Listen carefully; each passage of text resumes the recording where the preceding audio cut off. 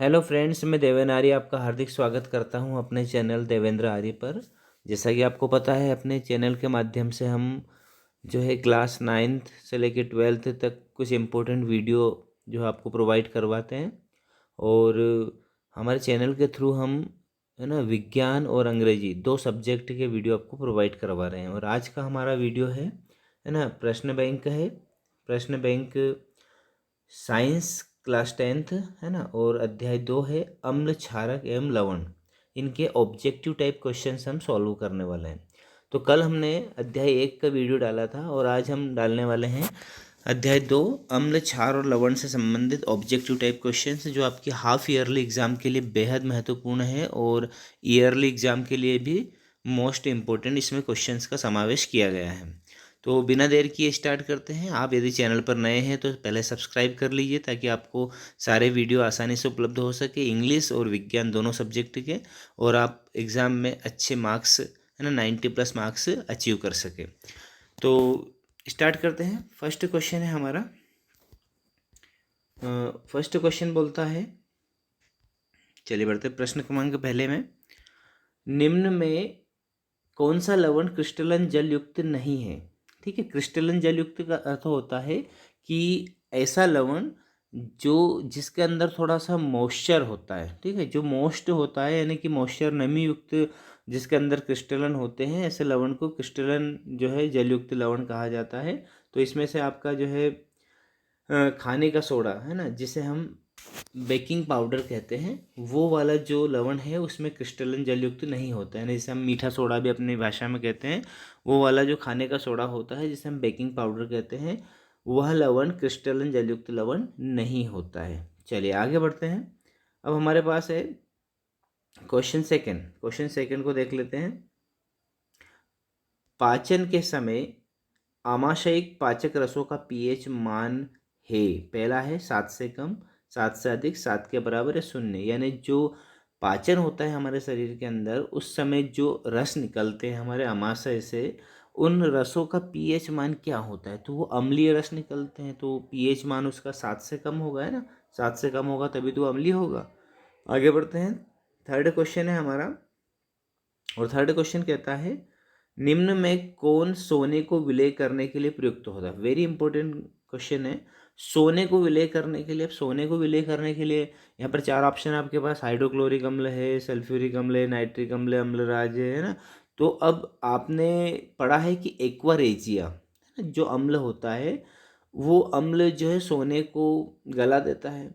तो अब यहाँ पर एक्वा रेजिया का नाम तो नहीं है, लेकिन आपको क्या करना है कि ये जो अम्लराज है, ठीक है, ये अम्लराज है, इसे ही इंग्लिश में एक्वारेजिया कहा जाता है। तो सोने को गलाने के लिए, सोने को विलय करने के लिए प्रयुक्त होने वाला अम्ल होता है अम्लराज। ठीक है, आगे बढ़ते हैं। क्वेश्चन 4 है हमारे पास में, और क्वेश्चन 4 कहता है कि निम्न में कौन प्रकृति से अम्लीय है, यानी किसकी प्रकृति अम्लीय है? तो लाइम जूस यानी कि जो नींबू का रस होता है ना, उसकी प्रकृति अम्लीय होती है।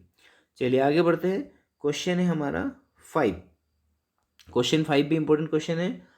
बेकिंग पाउडर यानी कि जो मीठा सोडा होता है, जिसे हम खाने का सोडा कहते हैं, बनाने में प्रयुक्त अवयव में एक अवयव सोडियम हाइड्रोजन कार्बोनेट है, तो दूसरा अवयव कौन सा होगा? दूसरा अवयव होगा टार्टरिक अम्ल। ठीक है, इसको ध्यान से नोट डाउन कीजिए, ये क्वेश्चन बहुत इंपॉर्टेंट है, एग्जाम में आने लायक है। आगे बढ़ते हैं। क्वेश्चन 6 है हमारा, अपच का उपचार। अपच यानी किसी को बदहजमी हो जाती है ना, कि ज़्यादा वो खा लेता है तो पेट अम्लीय हो जाता है, तो उसका उपचार करने के लिए निम्न में से किस औषधि का उपयोग होता है? एंटीबायोटिक, एनालिसिक, एंटी एसिड, है ना। ये एंटी एसिड ही लिखा ना, ये एंटी एसिड जिसे कहा जाता है ना। ऐसा ऐसी दवाई होनी चाहिए जो एसिड के असर को कम करे ना, क्षारीय दवाई होनी चाहिए। ठीक है, वो उसको हम जब मरीज को देंगे तो वो उदासीन कर देगा उसके पेट में अम्लीयता को, और वो ठीक हो जाएगा। आगे बढ़ते हैं। वेरी वेरी इंपॉर्टेंट क्वेश्चन है ना। क्वेश्चन 7, टमाटर में कौन सा अम्ल उपस्थित होता है? ऑक्जेलिक अम्ल टमाटर में उपस्थित होता है ना। परीक्षा के दृष्टिकोण से बहुत ही महत्वपूर्ण प्रश्न। आगे बढ़ते हैं। क्वेश्चन 8 है। क्वेश्चन 8 कहता है कि NaOH का 10 ml विलियन, है ना, NaOH का 10 ml विलियन HCl, यहाँ पर मिसप्रिंट हुआ है, बीच में आएगा, HCl के 8 ml विलयन से पूर्णतः उदासीन हो जाता है। यदि हम NaOH के उसी विलयन का 20 ml लें तो उदासीन करने के लिए HCl के उसी विलयन की कितनी मात्रा की आवश्यकता होगी। यानी NaOH है ना, सोडियम हाइड्रोक्साइड को 8 ml HCl उदासीन करता है, तो 20 ml सोडियम हाइड्रोक्साइड को कितने ml HCl उदासीन करेगा, तो इसमें आएगा 16 ml। ठीक है ना, दुगना हो जाएगा। आगे बढ़ते हैं, क्वेश्चन 9 है। क्वेश्चन 9 कहता है कि सोडियम कार्बोनेट एक क्षारकीय लवण है, क्योंकि यह निम्न का लवण है। सोडियम कार्बोनेट क्षारकीय लवण। अब क्षारकीय लवण की क्या पहचान होती है कि वह दुर्बल अम्ल एवं प्रबल क्षारक होता है, इसलिए उसे क्षारकीय लवण कहते हैं। ठीक है, ध्यान रखना, क्षारकीय लवण किसे कहते हैं, जो दुर्बल अम्ल और प्रबल क्षारक होता है। आगे बढ़ते हैं, क्वेश्चन 10 है हमारे पास। क्वेश्चन 10 कहता है यदि कोई अत्यधिक भोजन करने के कारण, यानी वही आया अभी अपच वाला, अम्लता से पीड़ित हो तो आप कौन सा उपचार सुझाएंगे। नींबू पानी, सिरका, बेकिंग सोडा का विलयन, है ना, या नमक का विलयन। तो जैसा कि आपको पता है, हमें क्या करना है कि ये जो हमारे पेट में जब अम्ल की मात्रा बढ़ती है तो हम उसे अम्लीय चीज़ तो नहीं दे सकते, हम उसे कैसी चीज़ देंगे, उसे हम क्षारी चीज़ देंगे। तो क्षारी चीज़ इसमें से कौन सी है, बेकिंग सोडा का विलयन। ठीक है, नींबू पानी में भी अम्ल है, सिरका में भी अम्ल है, और नमक का विलयन ये भी जो है अम्लीय हो जाएगा, तो हम इसे कह देंगे बेकिंग सोडा का विलयन। ठीक है, आगे बढ़ते हैं, क्वेश्चन 11 है हमारे पास। अम्लों के लिए अम्लों के लिए कौन सा कथन सत्य है ना, अम्ल की प्रकृति के बारे में कौन सा कथन सत्य है। तो कथन कौन सा सत्य है कि वे कैसे होते हैं, खट्टा स्वाद होता है और नीले लिटमस को लाल कर देते हैं, ये उनके लिए सत्य है। आगे बढ़ते हैं, क्वेश्चन 12 वेरी इंपॉर्टेंट क्वेश्चन है। पीएच स्केल की परास क्या होती है। परास का अर्थ होता है कि उसमें कहाँ से लेकर कहाँ तक, है ना, उसका मापदंड क्या होता है। तो 0 से लेकर 14 तक उसका मापदंड होता है ना, पीएच स्केल में होता है ना 0 से लेकर 14 तक। आगे बढ़ते हैं, क्वेश्चन 13 है हमारे पास। 13 क्वेश्चन कहता है निम्न में से कौन सा अम्ल क्षार सूचक दृष्टिबाधित छात्रों के लिए उपयुक्त होगा। यानी दृष्टिबाधित छात्र जिनको देखने में परेशानी होती है वो किस प्रकार के जो है सूचक का उपयोग कर सकते हैं, तो वो करेंगे गंध के माध्यम से। तो वनीला एसेंस के माध्यम से वह जो है उनको दृष्टिबाधित छात्रों के लिए अम्ल क्षार सूचक काम करेगा। आगे बढ़ते हैं, क्वेश्चन 14 है हमारा। क्वेश्चन 14 कहता है धातु हाइड्रोजन कार्बोनेट अम्लों से क्रिया करके बनाता है ना। धातु की जब हाइड्रोजन कार्बोनेट अम्लों से क्रिया होती है तो क्या बनता है, उसमें बनता है लवण, जल और कार्बन डाइऑक्साइड। ठीक है, आगे बढ़ते हैं, क्वेश्चन 15 है। 15 क्वेश्चन कहता है कैल्शियम फास्फेट दांत के एनामेल में उपस्थित है, यानी आपके जो दांत होते हैं उनके एनामेल में जो है सबसे कठोर पदार्थ पाया जाता है, जिसे कैल्शियम फास्फेट कहते हैं। इसकी प्रकृति कैसी होती है, इसकी प्रकृति होती है क्षारीय। ठीक है, क्षारकीय होती है। आगे बढ़ते हैं, क्वेश्चन 16 है। क्वेश्चन 16 हमसे कहता है कि अम्ल और क्षार के बीच होने वाली क्रिया कहलाती है, वेरी इंपॉर्टेंट क्वेश्चन है, उदासीनीकरण कहलाती है। अम्ल और क्षार के बीच जो क्रिया होती है उसे हम उदासीनीकरण कहते हैं। आगे बढ़ते हैं, question 17।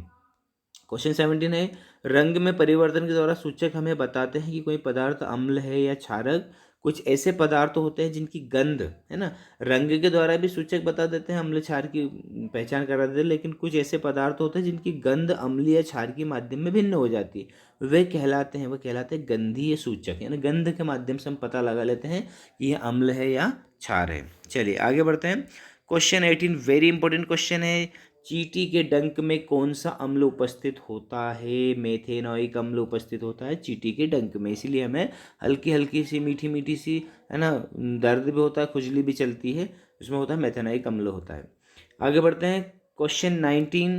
Question 19 very important question है कि दही और खट्टे पदार्थ पीतल और तांबे के बर्तन में क्यों नहीं रखे जाते। क्योंकि अब ये जो ऑप्शन है, ये सारे ऑप्शन क्या है, इसमें कटे हुए हैं। हमारे पास ऑप्शन आएगा, हमको करना क्या है कि दही और खट्टे पदार्थ पीतल और तांबे के बर्तन में क्यों नहीं रखे जाते, क्योंकि दही और खट्टे पदार्थों की प्रकृति अम्लीय होती है। ठीक है, हम क्या करेंगे, दही और खट्टे पदार्थों की प्रकृति अम्लीय होती है, इसलिए वो उसमें खराब हो जाते हैं। आगे बढ़ते हैं, लास्ट क्वेश्चन है आज का। क्वेश्चन है कठोर जल को, है ना, ये भी वेरी इंपॉर्टेंट क्वेश्चन है, वेरी आईएमपी क्वेश्चन। कठोर जल को मृदु करने के लिए किस सोडियम यौगिक का उपयोग किया जाता है। तो सोडियम यौगिक किसका उपयोग किया जाता है, कठोर जल को मृदु करने के लिए सोडियम कार्बोनेट यानी कि धोने का सोडा जो होता है ना, उसका उपयोग इसमें किया जाता है।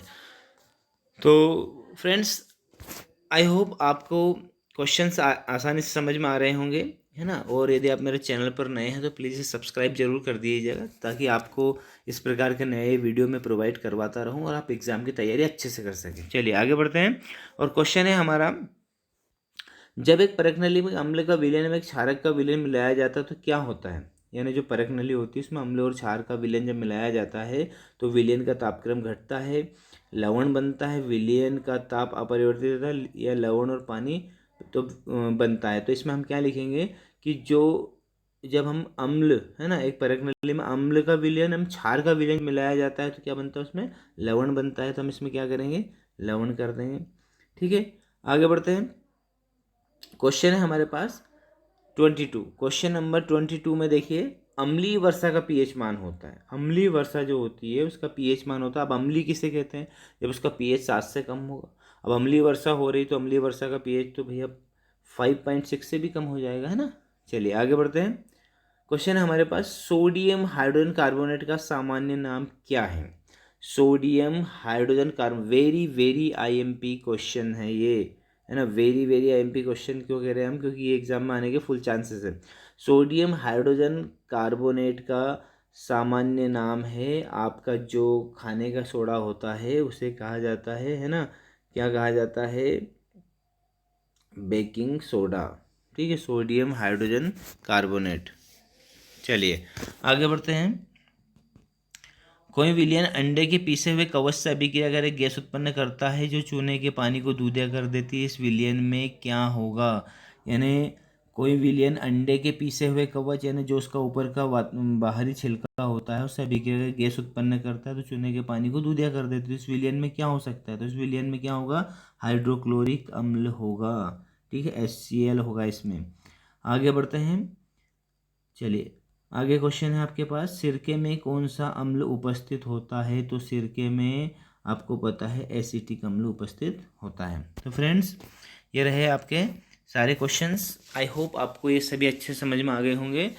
अब मिलते हैं अगले वीडियो में अगले लेसन के साथ में, है ना। तब तक के लिए आप हमारे चैनल को सब्सक्राइब कीजिए, ताकि आपको इस प्रकार के नए वीडियो में प्रोवाइड करवाता रहूं। और वीडियो को लाइक ज़रूर कीजिएगा, शेयर कीजिए अपने दोस्तों के साथ। Thank you very much.